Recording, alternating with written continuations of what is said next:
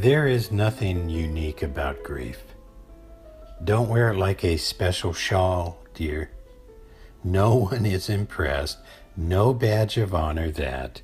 You are expected to remain, show up, be what you are, hold steady. That is our charge. I said this to myself time and again through the night. Where I am in this neighborhood, I have wondered why it is important for me to shed light when no one is around. Virtually no one, anyway. My primary company, other than squirrels and occasional birds, my primary company has become porch lights.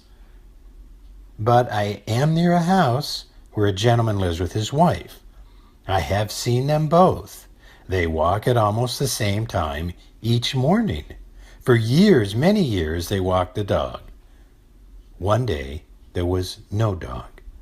That's when I lost track, except on those occasions when the man would turn on a lamp in the house, or the lamp remained on and I would see him at 2 in the morning, 3 in the morning, 4. I would see him sitting. He was doing something, looking at something. He was writing, I think, or is that typing? Yes, he was typing, and on occasion he looked outside. On occasion he looked at me. Then one night I must have been dozing off, or certainly not concentrating, and suddenly there was the man, right in front of me. He spoke. Lamppost, you have kept me company. Did you know that? In you, seeing you, the constant that you are, that you have been, did you know you have been a companion? He sat on the base that surrounds me. He was drinking from a cup. Early, even for coffee, he said. You know, some drink coffee to wake up or to stay awake. My friend, I will drink this coffee, go back in, and fall asleep. He sat for a while longer without speaking, just holding the coffee. I had the impression he wanted to say something else or say something more, but he got up and abruptly walked back to the house. The next night I saw him and he waved a couple of times, and on this occasion I saw his wife looking out at me and then looking at him.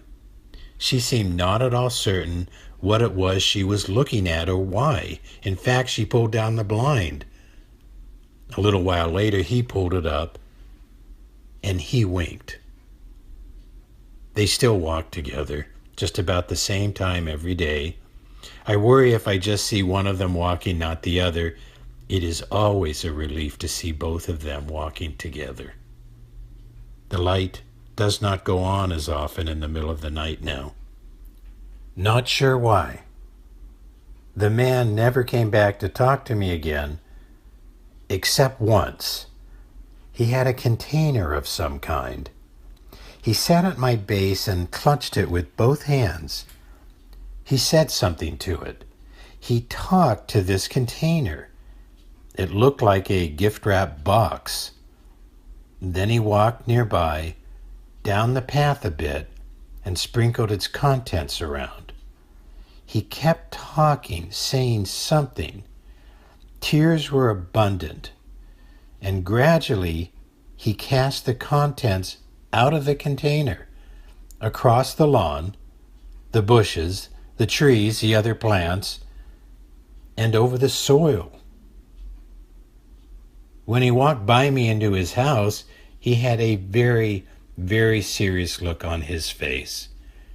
He stopped, came back, looked up at me and said, "Keep an eye out for him.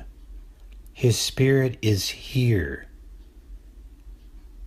I felt there was something I should do. I wanted to make sure to do exactly what he wanted me to, but I did not know what it was. Except, well, it is hard to talk about. I am shy about mentioning it, but, well, on occasion I think I see the dog. It is hard for me to say, but I think I see the dog, or hear him, or both.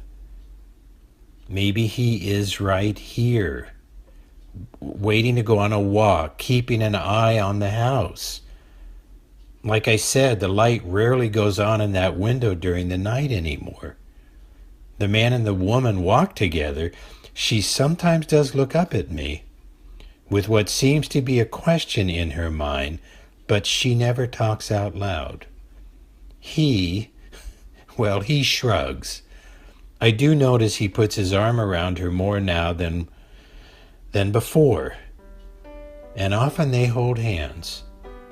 I wonder if they ever see the dog as well. Or is it just me? Some kids might see the dog or hear him, but kids are different than adults. That much I have learned.